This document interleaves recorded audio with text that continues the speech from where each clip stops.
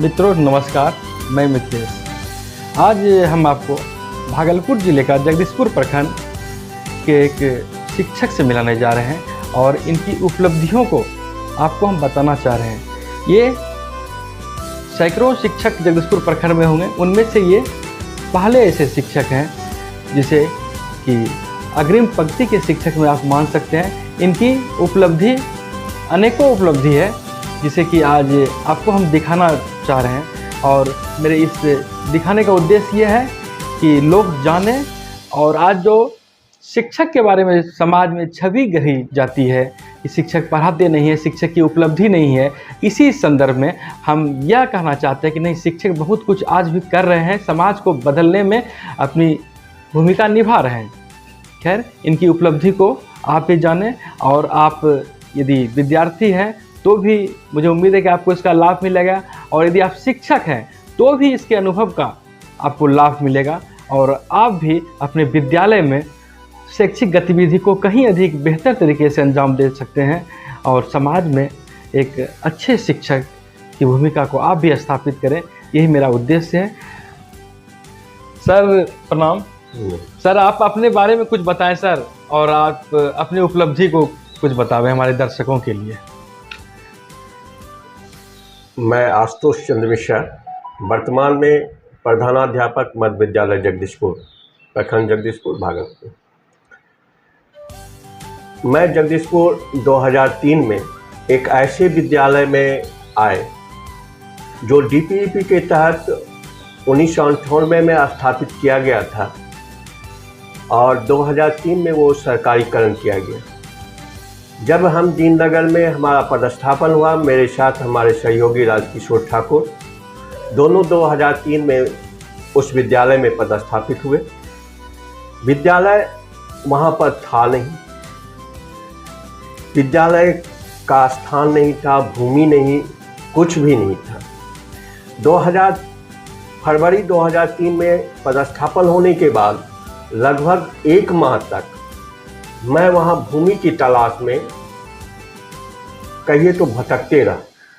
लेकिन तत्कालीन जो वहाँ के मुखिया थे, उनके सहयोग से नदी के किनारे एक झोपड़ी मिला और कुछ बांस के झाड़ी उस जगह थे।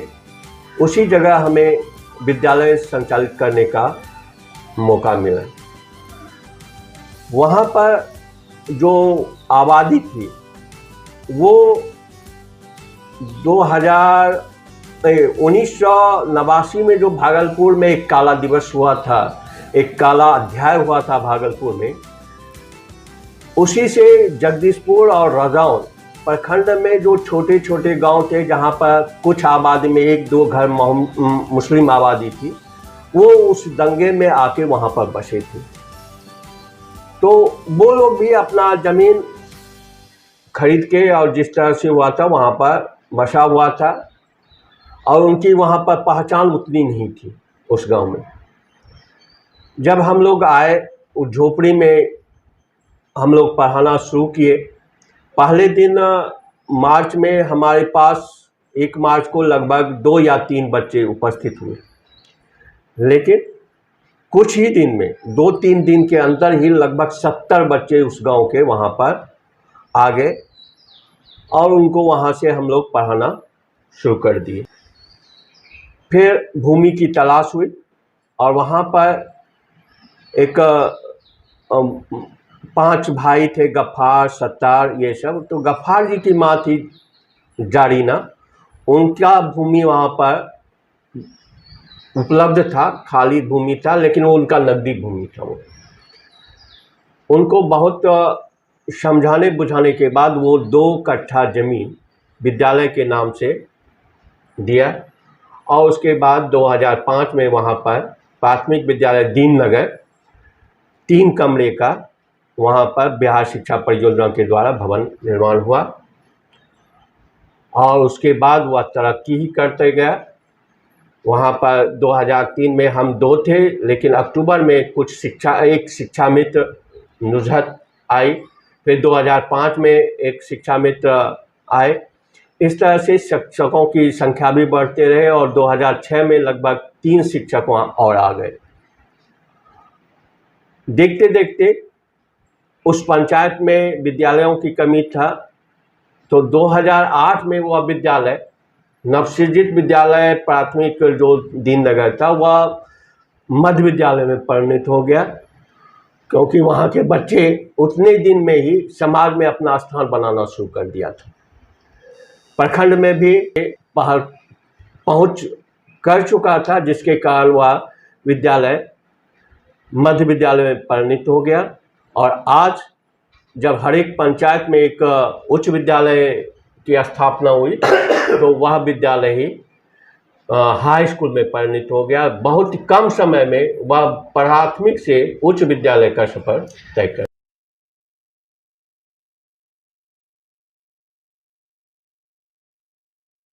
अपने सहयोगियों का सर कैसा आपको सहयोग मिला सर?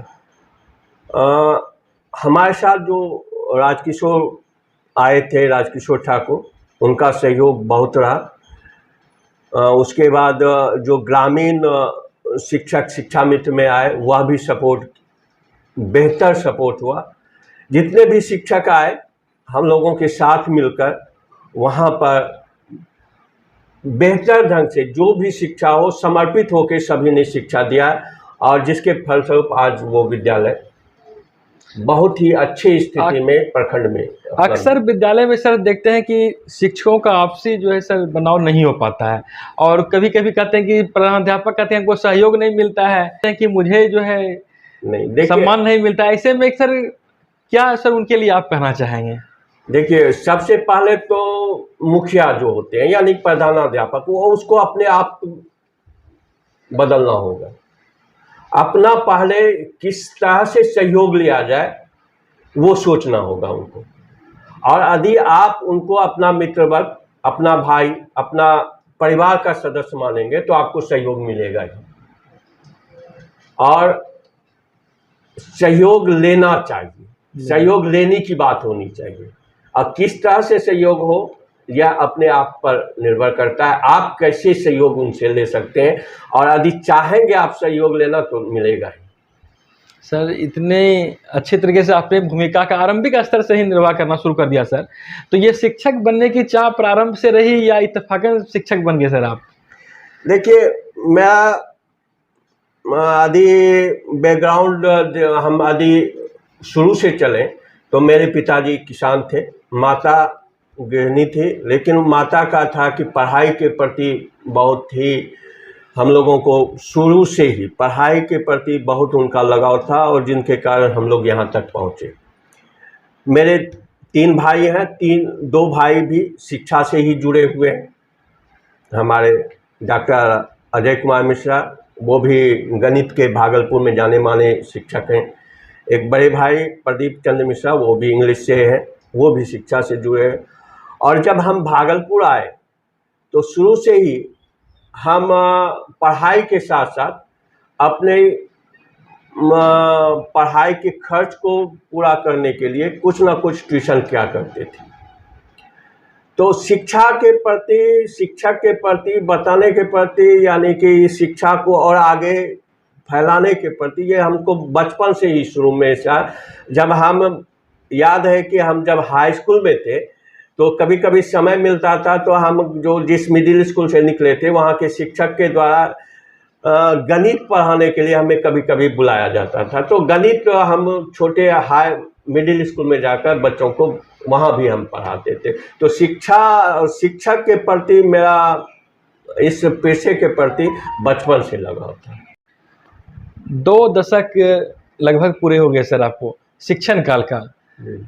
अभी और उस समय क्या फ़र्क महसूस करते हैं सर वर्तमान समय में शिक्षा व्यवस्था में?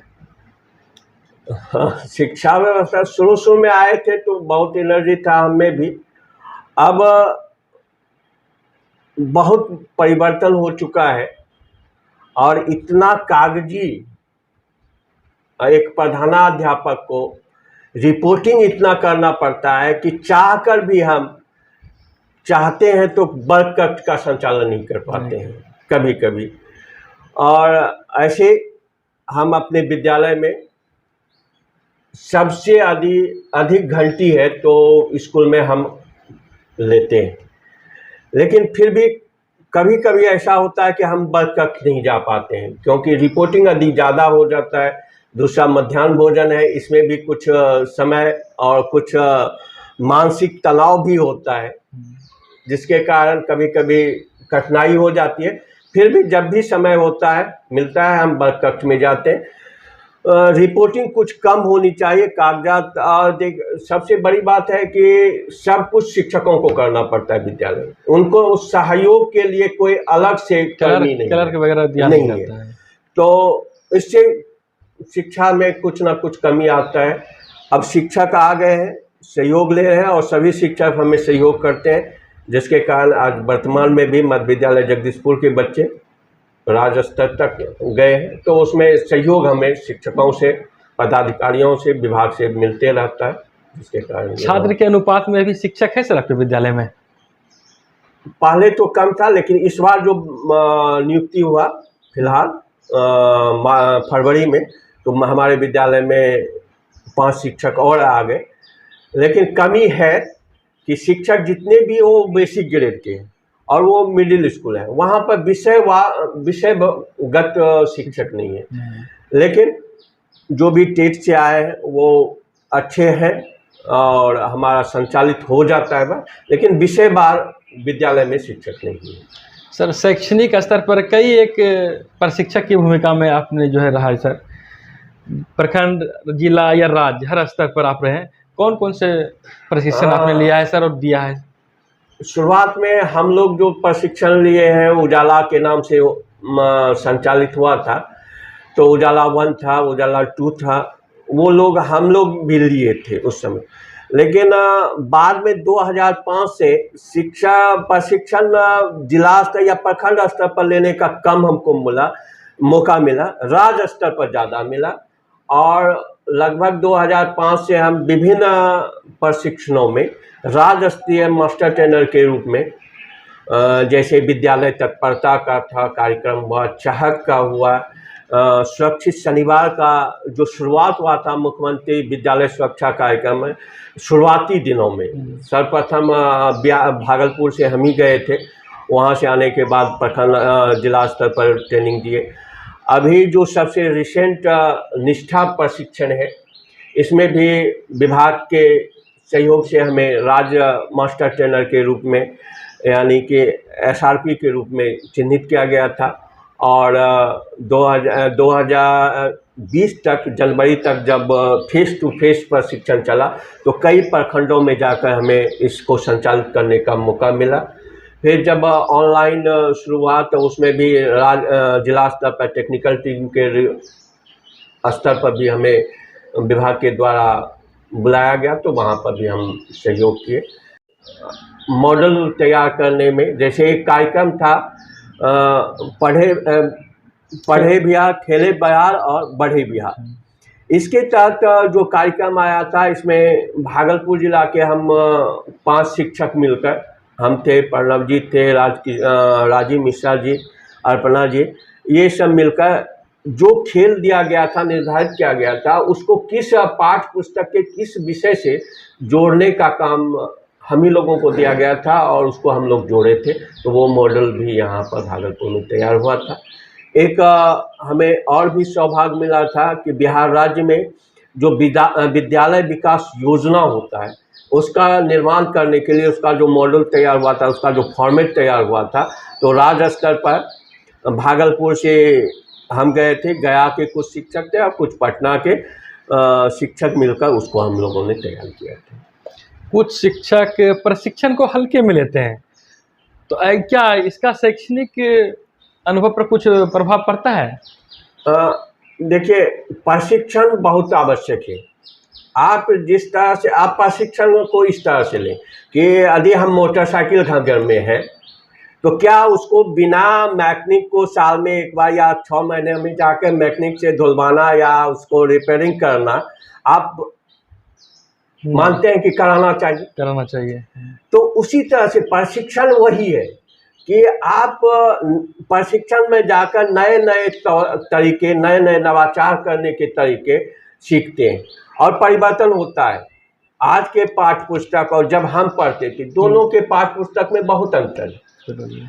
अब विज्ञान की बात करें, विज्ञान शिक्षक मैथ की बात करें, विज्ञान की बात करें, तो विज्ञान में हम लोग जब पढ़ते थे तो उस समय था कि परिभाषा को रट लेते थे, परिभाषा को ही किया जाता था।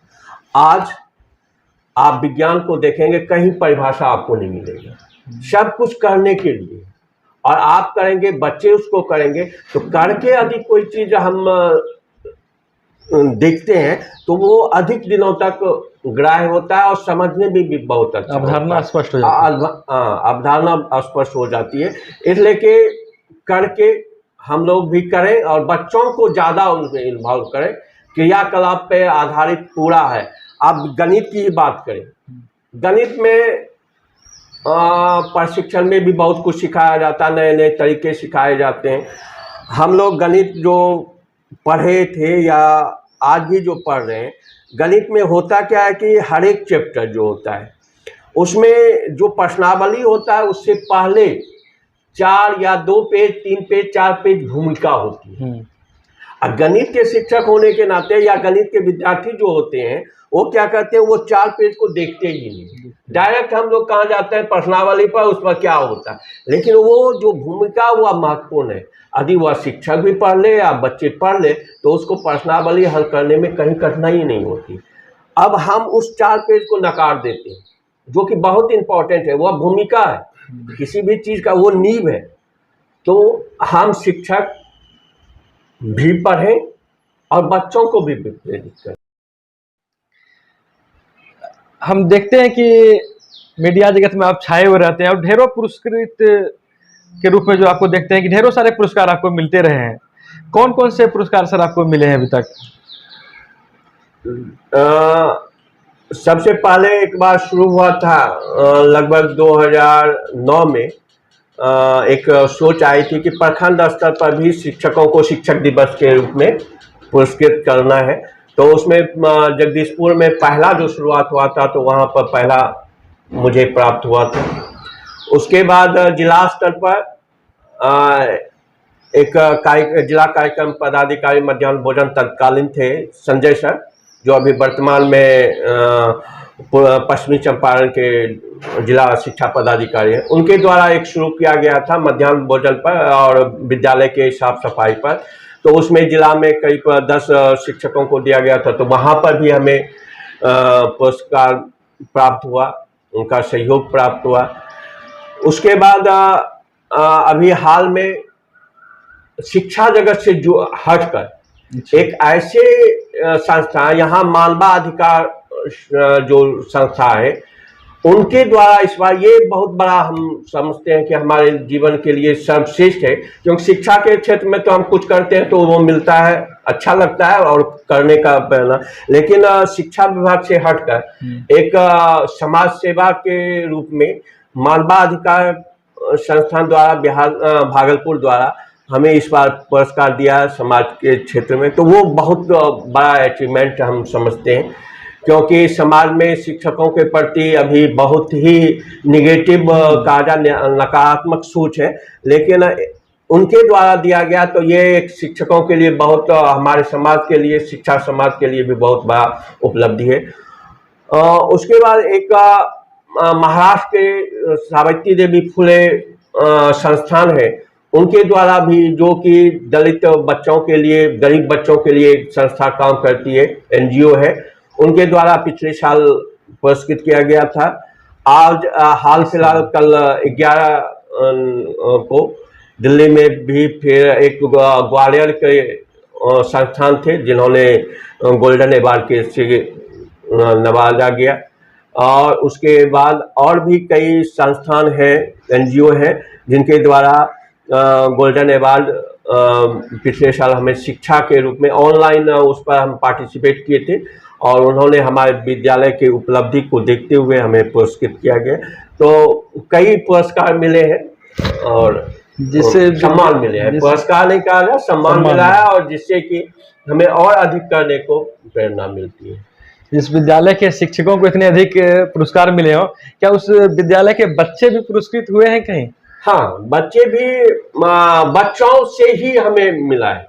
जब तक बच्चे आगे नहीं गए, हमारी सफलता उसी में होती है जब बच्चे सफल होते हैं। एक ग्रुप की सफलता तब मानी जाती है जब उनके शिष्य सफल होते हैं। आपके बच्चे की कुछ विशेष उपलब्धि बताएं सर यहाँ पर। उपलब्धि पहले जब 2020 के पहले, महामारी के पहले तरंग प्रतियोगिता हुआ करता था, तो हमारे स्कूल के बच्चे हर एक साल, प्रत्येक साल लगभग राज्य स्तर पर जाते थे। एक दो बच्चे निश्चित रूप से जिला स्तर से चयनित होकर जाते थे। एक बहुत बड़ी उपलब्धि राष्ट्रीय स्तर पर एक राष्ट्रीय विज्ञान गोष्ठी हुआ करता है, जिस पर पहले विद्यालय स्तर पर होता है, फिर प्रखंड स्तर पर, फिर जिला स्तर पर, फिर प्रमंडल स्तर पर, और प्रमंडल से चुना करके तब राज्य स्तर पर जाता है, और राज्य स्तर पर जो चुनाव होता है उसका देश स्तर पर उनका प्रतियोगिता होता है। उनको सिर्फ तैयारी करने के लिए कैसे होता है ये सीखे, तो इसके लिए राज्य स्तर तक 8 क्लास के बच्चे जाते हैं। तो विगत 2018 और 2019 में लगातार मेरे स्कूल के बच्चे 2018 में अंजलि कुमारी और 2019 में सृष्टि भारती, दोनों राज्य स्तर तक प्रमंडल का प्रतिनिधित्व कर चुके हैं।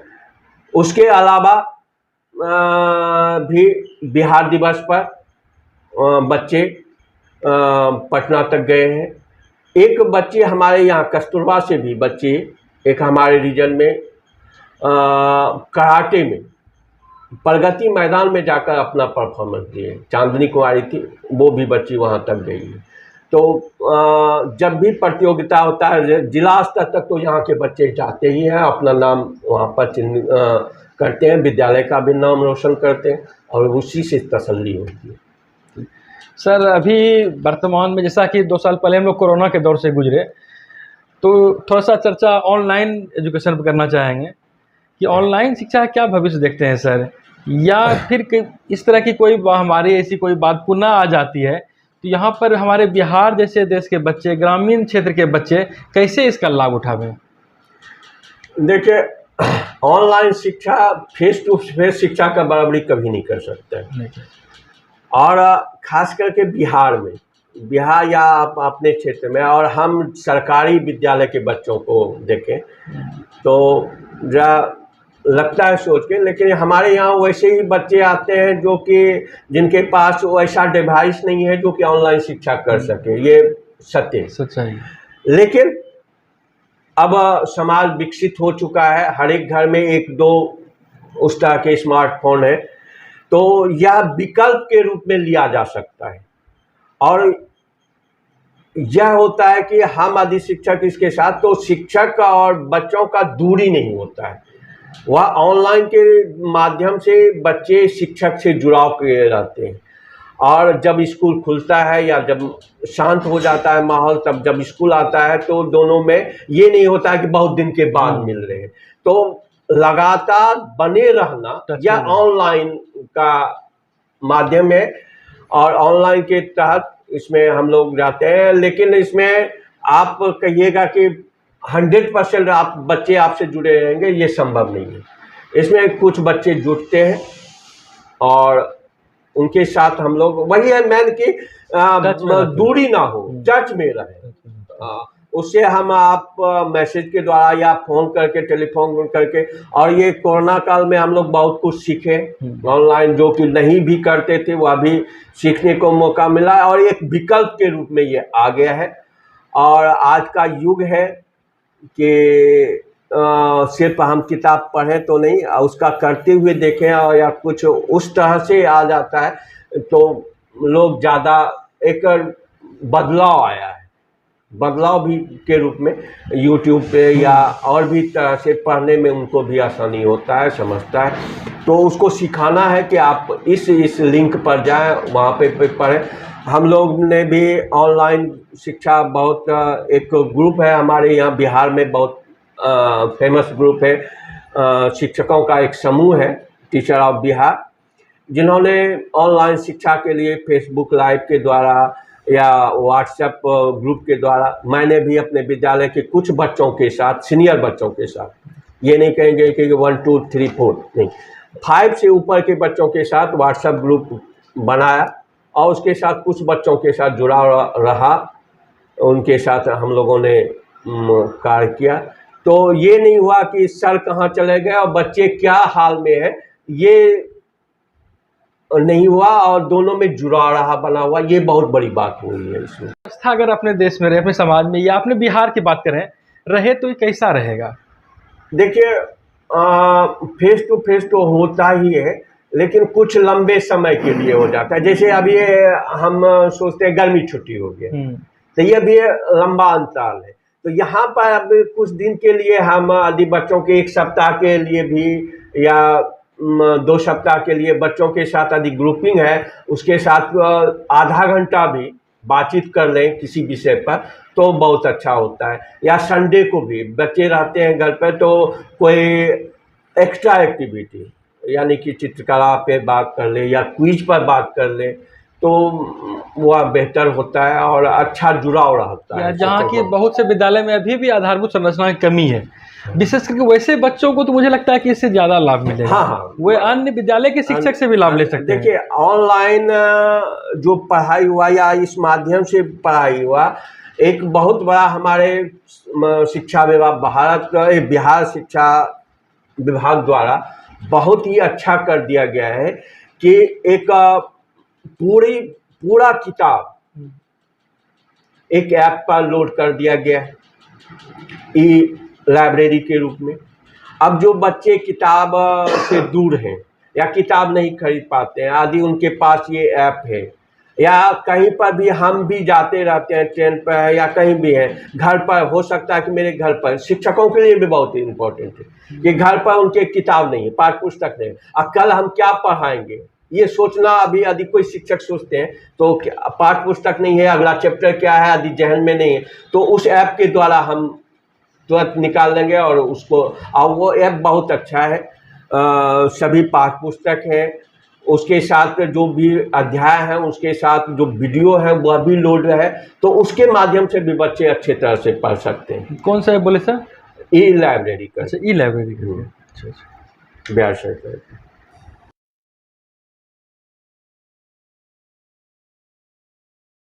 कस्तूरबा गांधी विद्यालय के संचालक के रूप में भी आप हैं, इसका कोई विशेष अनुभव?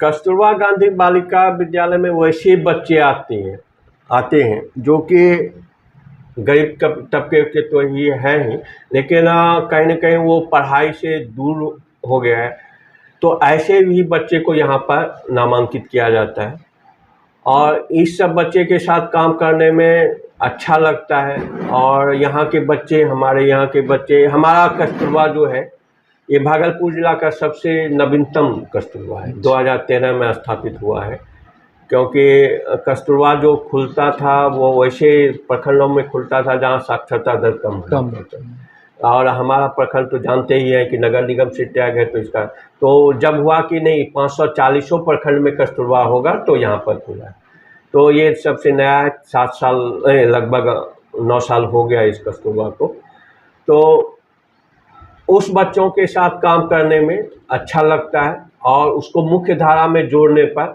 एक अंदर से मतलब खुशी मिलती है।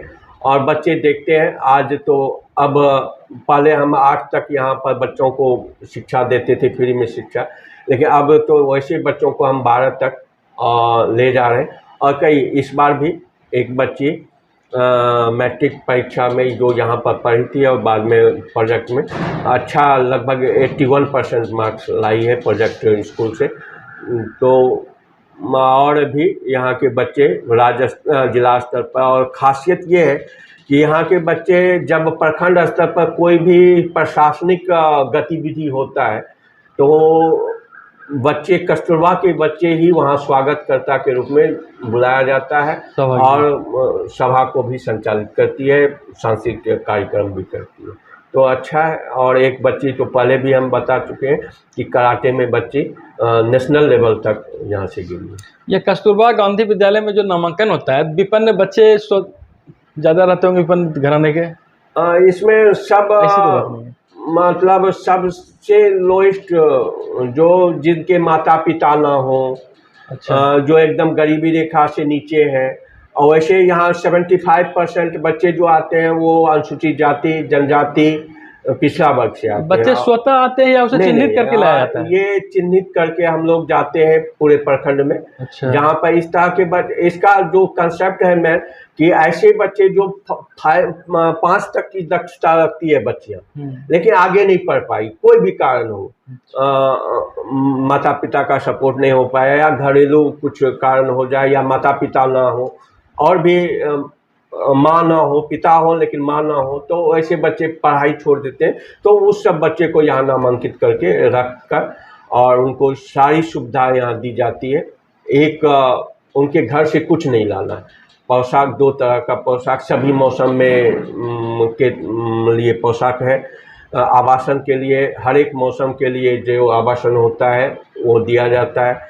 उनको दैनिक उपभोग की वस्तु दिया जाता है, शैक्षणिक वस्तु दी जाती है, और भोजन 4 टाइम दिया जाता है। तो सभी सुविधाएं होती है और अच्छा से। एक प्रश्न सर करना चाहेंगे हम शिक्षक के संदर्भ में कि शिक्षक की भूमिका तो निरंतर बढ़ रही है, समृद्ध हो रही है, ये हम भी देख रहे हैं, लेकिन समाज में कहीं न कहीं शिक्षकों की छवि नकारात्मक रूप में पेश की जाती है। ऐसे में आप क्या कहना चाहेंगे?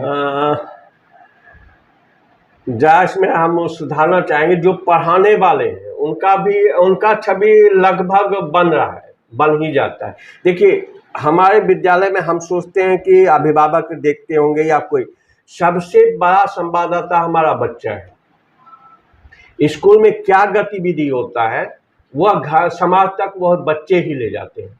अभिभावक हर समय आपके बरकत में नहीं, वो घर में जाके कहते हैं कि मिथिलेश सर हमें ये पढ़ाते हैं, या वो ये जाके बोलते हैं कि मिथिलेश सर तो आते हैं दिन भर मोबाइल में लगे रहते हैं, पढ़ाते नहीं। दोनों तरह का खबर वो ले जाते हैं। और जब ये कहते हैं कि मिथिलेश सर पढ़ाते हैं, सभी समझाते हैं, उनकी बातों को हम समझ लेते हैं, तो मिथिलेश सर का समाज में इज्जत बन जाता है। वहाँ के अभिभावक भी उनको देखते हैं उस तरह से, और जब वही बच्चा उस तरह की बात करते हैं तो उनका वहाँ पर छवि बन जाता है। तो इसमें हमें भी चाहिए, हम शिक्षकों को सबसे पहला बदलाव होना चाहिए कि हम जब स्कूल में रहें 9 से 4 जब रहें, तो हर समय शिक्षा बच्चों के बारे में सोचें, बच्चों के साथ रहें।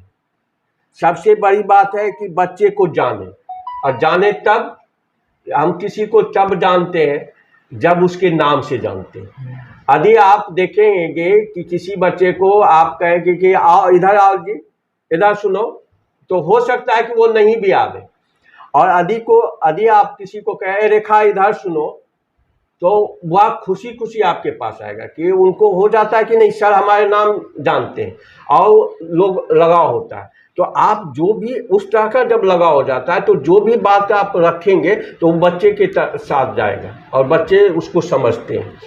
तो बच्चों को जाने, बच्चों के साथ रहें और मोहब्बत अनुशासन करें, उसके साथ प्यार वाला अनुशासन तो बहुत आवश्यक है, लेकिन उसके साथ प्यार भी हो।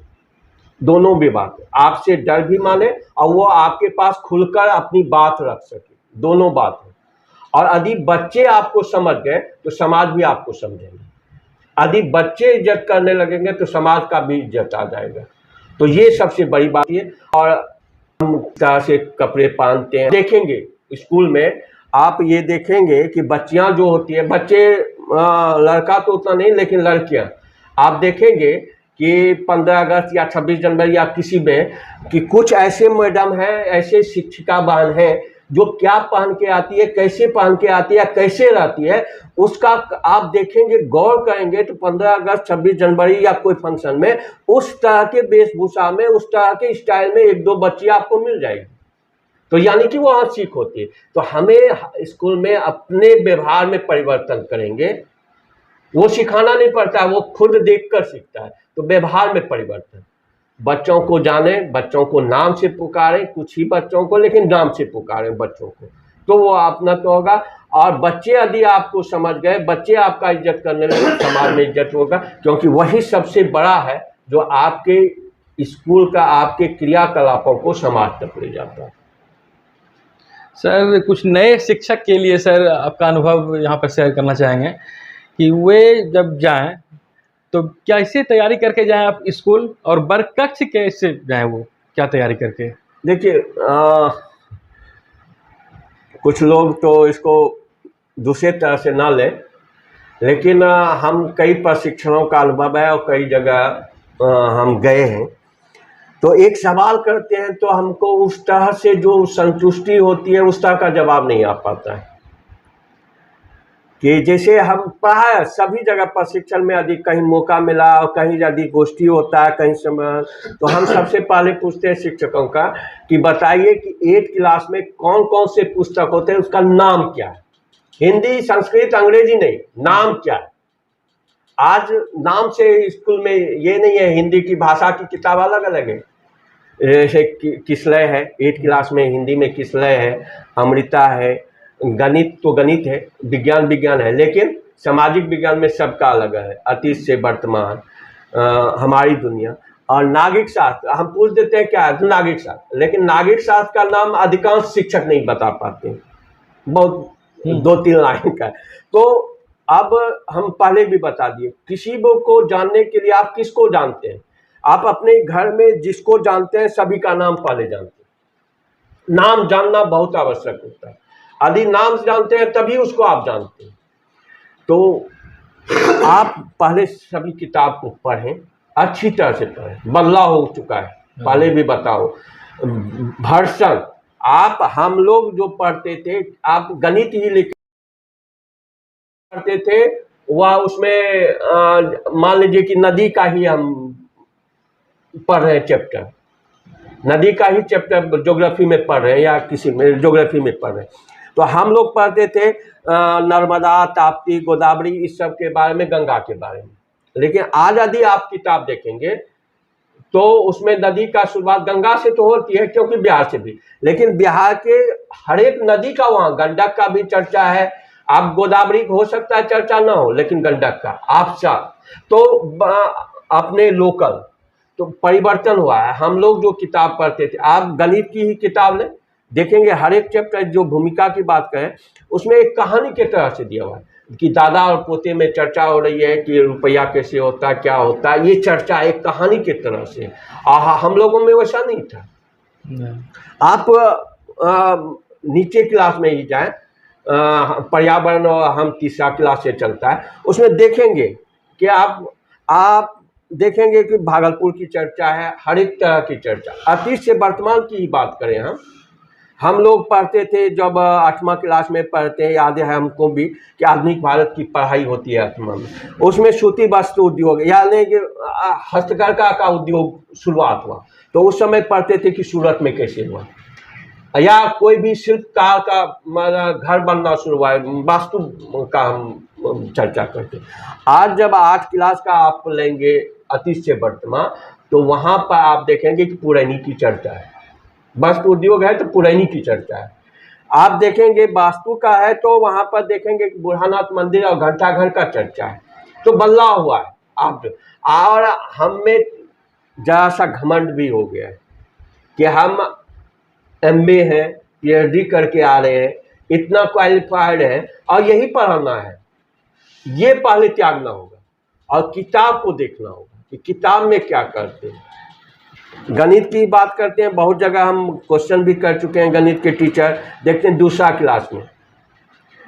क्लास में हमको 99 तक की पढ़ाई करनी है, बच्चे को जोड़ घटा कुछ करना है तो उसका फल होना चाहिए 99 में। अब कई जगह देखे हैं कि दूसरा क्लास में दे दिया है बिना हासिल वाला जोड़, बच्चा ऊपर लिख दिया है 2 3 4 1, नीचे दे दिया 1 2 3 4 जोड़ो, बच्चा तो जोड़ देगा, लेकिन वह संख्या क्या है वो बच्चे को ज्ञान नहीं। आपको देना ही है तो 2 अंक तक ही दे, सिंपल है, वो सवाल बना सकता है, लेकिन ये जो 4 अंक का दे दिए वो चौथी क्लास के लिए बच्चे के लिए, तो ये सब सीखना होगा और उसको देखना होगा। और ये कहाँ मिलेगा, आपको हर एक चीज दिया हुआ है किताब में। किताब आप देखेंगे बेहतर ढंग से दिया हुआ, तो किताब से दोस्ती करना होगा और बच्चों से दोस्ती करना होगा, सब कुछ ठीक हो जाएगा। अंत में एक प्रश्न सर और करना चाहेंगे। अभी के समय में विशेष करके हर हाथ में मोबाइल है और ऐसा लगता है कि हमारी संस्कृति में कुछ न कुछ ह्रास आ रहा है सर। पहनावा और हवा भी कहीं न कहीं देखते हैं कि आप अपने पीढ़ी को देखें और अभी देखेंगे तो लगता है कि कहीं न कहीं सामंजस्य हम लोग नहीं बैठा पा रहे हैं। और यह किस ओर जा रहा है, या यह अधःपतन नहीं हो रहा है, ऐसा कुछ नहीं लगता है, या यह सब कुछ सही जा रहा है? मोबाइल की बात है तो उसमें दोनों तरह की बात है, सकारात्मक भी है, नकारात्मक। लेकिन कुछ अच्छी चीज होती है, उसका ग्रहण करने में हमें समय लग जाता है ना। अब कुछ हल्का फुल्का इधर उधर का रहता है नकारात्मक, तो उसको लोग ज्यादा चाव से लेते हैं, ये मानसिकता हो गई है। तो उसमें ऐसी बात नहीं है कि सिर्फ ऐसे पहनावा ओढ़ावा का प्रचार है जो कि निगेटिव है, अच्छे पहनावा ओढ़ावा का। तो आप अपना देखेंगे उसमें कि जैसे मान लीजिए कि आप हम विद्यार्थी हैं, यूट्यूब चला रहे हैं, तो आप उसमें हम भोजपुरी गाना सुने या हम कोई भी जो शिक्षा से संबंधित है, इस शिक्षा से भी हर एक चीज खोजेंगे तो उस पर यूट्यूब पर आपको मिल जाएगा, तो बोल लें। भोजपुरी में भी हम पुराना भोजपुरी गाना सुने या अभी के, दोनों में अंतर हो रहा है। तो चॉइस आप वहां सब कुछ दिया हुआ है। जैसे बफे सिस्टम होता है या भोज की बात, खाने की बात करें, उसको लोग नकारात्मक रूप में भी लेता है, बहुत जगह चलने में प्रचलन होता है। लेकिन एक कहीं न कहीं उसमें अच्छाई भी है। आपको जितना खाना है, क्या चॉइस है आपका, उस तरह से आप लें। तो चॉइस आपका क्या है, कैसा, और यदि आपका अच्छी सोच, अच्छे सकारात्मक सोच है और अच्छी चीज़ लेना चाहेंगे तो वहाँ मिलेगा, और बुरा भी चीज़ लेंगे तो बुरा भी वहाँ मिलेगा, और बुरा की तरफ जाएंगे तो आप रास्ता भटक जाएंगे। इसलिए आप बच्चों को यदि दें मोबाइल तो कभी को समझाएं, और हम ही बैठ के यदि मोबाइल पर गाना सुने या फिल्म देखें तो बच्चे भी तो वही करेंगे। तो अभिभावक को भी सोचना होगा, शिक्षक को भी सोचना होगा। अभी हम पहले था कि स्कूल में मोबाइल नहीं है, लेकिन अभी हमने बताया कि ई लॉट्स हमारे यहाँ है, ई लॉट्स। अभी कोरोना में हमने देखा कि हर एक मास्टर साहब को मना निष्ठा प्रशिक्षण ऑनलाइन कराया, और अभी लगता है कि हर एक प्रशिक्षण आपको ऑनलाइन ही होगा लगभग, क्योंकि उसमें सब कुछ है, समय का बचत है, आपको भी समय होता है, आप भी विद्यालय से बाहर नहीं जाकर जब भी मन हो तब आप कर सकते हैं, ये भी है, समय की बचत है। और ई लॉट्स जो हमारे ऐप है उसमें सभी पुस्तक हैं, और आपको जो लगता है कि इसको कैसे बच्चे को समझाएं, हमको समझ नहीं आ रहा है, या इसमें कौन सा शिक्षण अधिगम सामग्री लगेगा, उसमें आप वीडियो पर जाएंगे, क्लिक करके देखेंगे तो या आपको अभी लग रहा है कि सिर में दर्द है, हम नहीं पढ़ा सके, तो वो ई लॉट्स में जो वीडियो है उसको खोल के बच्चे के सामने रख दें, तो उससे भी बच्चे ग्रहण कर सकते हैं, आप भी आराम कर सकते हैं, बच्चे भी ग्रहण कर सकते हैं। लेकिन वही है कि हम वहाँ क्लासरूम में नहीं बैठ के, या क्लासरूम में भी बैठ के हम दूसरा कुछ देखते रहे, न समाचार सुनते रहे या समाचार पढ़ते रहे, तो वो गलत बात है। जी सर, आपने बहुत अच्छी जानकारी दी है। उम्मीद करते हैं कि इनका लाभ हमारी शैक्षणिक व्यवस्था पर पड़ेगा, हमारे शिक्षकों को इसका जो है लाभ मिलेगा। आपका बहुत बहुत धन्यवाद सर।